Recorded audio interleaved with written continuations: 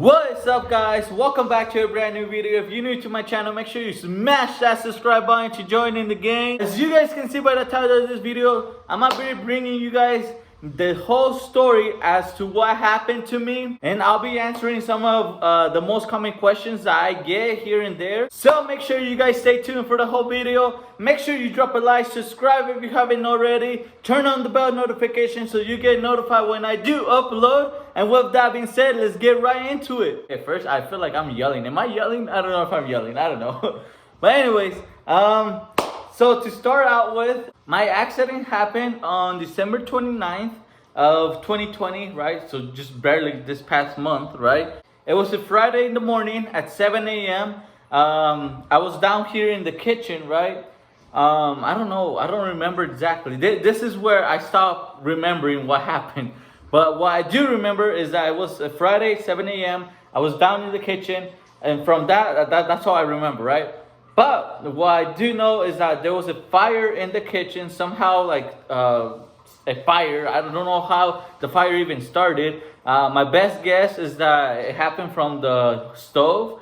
Like, that's the only way a fire could have happened in the kitchen. Like, because I don't have anything else in the kitchen that would have started a fire, you know? So the only logical idea or thing that would have started a fire would be the stove, right? And even that, like, I don't know. I don't remember. I don't know if I turned on the stove. I don't remember. I mean, like I said, that's the stuff. That's all I remember. That I was down here in the kitchen, and that's all I remember. And then after that, everything else just goes so fast, right? But anyways, there was a fire in the kitchen. Next thing I know, this is where I start remembering again. I was downstairs, like outside, because the firefighters had come to turn off the fire, right? Because the fire alarm was going off, and they automatically got notified because of the fire alarm, right? And so they came, they did their job, and I was outside. I was actually shirtless. I didn't have a shirt on. I just had shorts, right?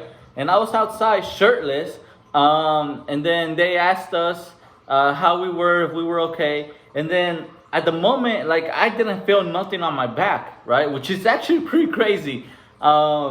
And then another crazy thing is that they didn't even notice that I was burnt on my back, which I don't know how they didn't notice if I was shirtless, you know?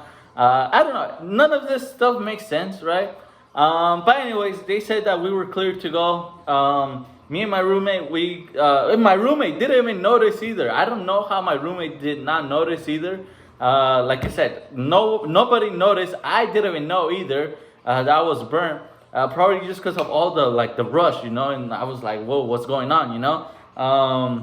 And another reason why is because it was also a 3rd-degree burn over there at the hospital. I do remember them telling me that since it went like kind of deep inside to the skin, you know, that it kind of like numbed it, and that's why initially I didn't feel any pain, right?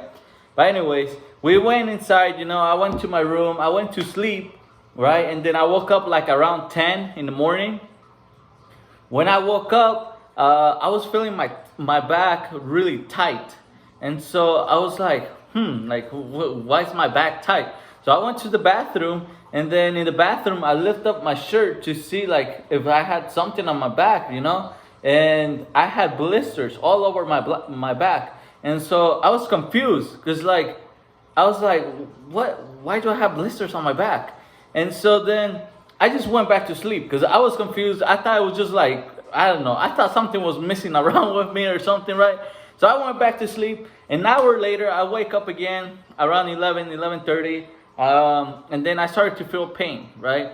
I went back to the bathroom. I lift up my shirt again. I see that the blisters are still there, obviously, right? Like they weren't gonna go away. And so the blisters are still there. I went to knock over to my roommate's room. I was like, hey bro, look at this. And then I lift up my shirt. He sees that I have blisters, right?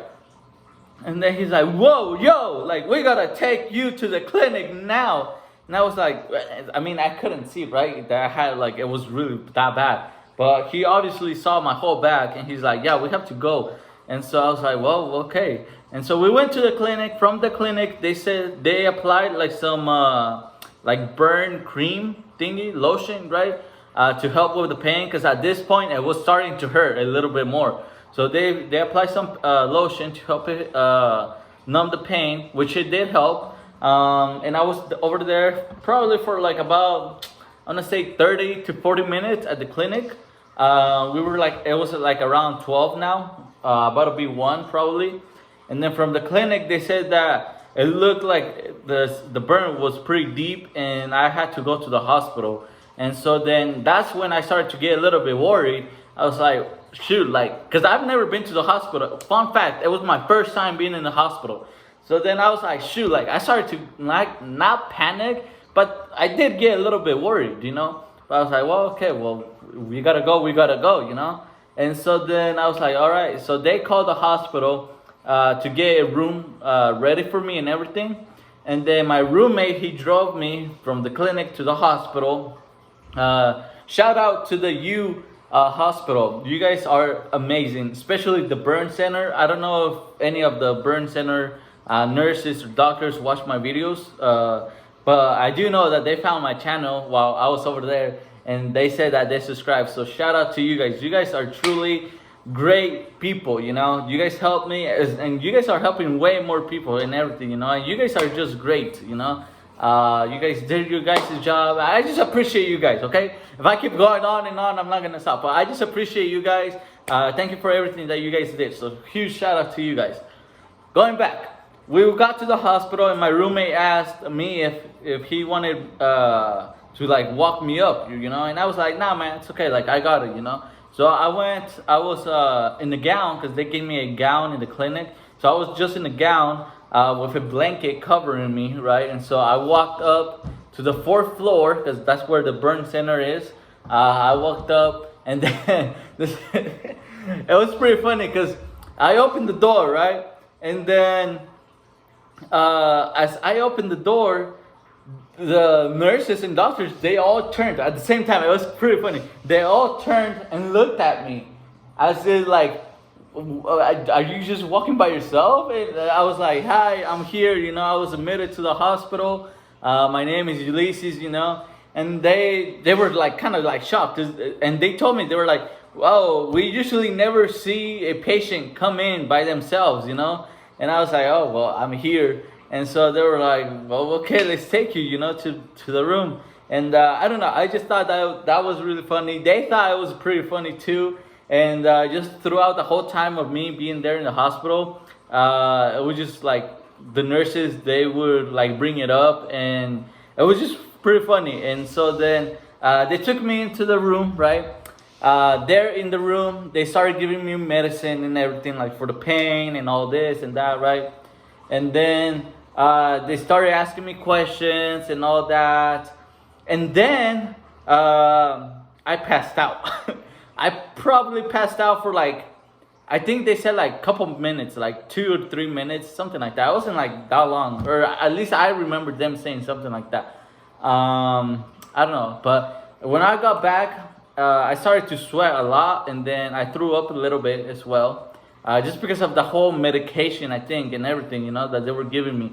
And then they put me on the side, and they started popping all the blisters. I was like, and I thought it was gonna hurt, but it didn't hurt. It actually didn't hurt at all. At least I don't remember it hurting. After they were finished, like they cleaned the area and everything, they took pictures as well, because they wanted to keep it, you know, for record, to see the progress and everything. And so after all that, I was just there in the room. Later, like at night, I want to say like around 9, I remember a doctor coming in, and he said that he was going to do a COVID test, that it was just like obviously necessary, you know, because I was in the hospital, and they just wanted to know if I had COVID or not, you know. And so then I was like, okay. So they sticked up that thing all the way up in my nose. It tickled my brain. And then after that, the next day, the doctor came in, and he was like, yeah, you're also positive for COVID. And I was like, what? You're telling me I have a 3rd-degree burn on my back, and I'm positive for COVID too? Like, it was pretty crazy, right?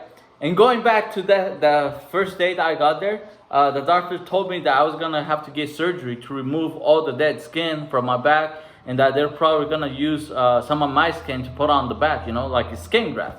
And so then he was like, you need to like call, your family, your friends, just let them know, that you're here in the hospital and that you're gonna get surgery and this and that, And I was like, yeah, I'll call them. And so that was the first day. The second day, that's when I got the news that I had COVID. And so then, since I had COVID, I had to be moved to a different. It was just like pretty much just right across the hallway to like the COVID section, right? Which I was just there in my room. I didn't leave my room for like, I was there in the hospital for 20 days. I probably didn't leave my room for like, I want to say like, oh man, I want to say like 12 days. I was there in my room. It was probably 12 days or so that I didn't leave my room. And then I was just there in my room. I was just eating in my room. I mean, I was watching TV, they would bring me food and everything.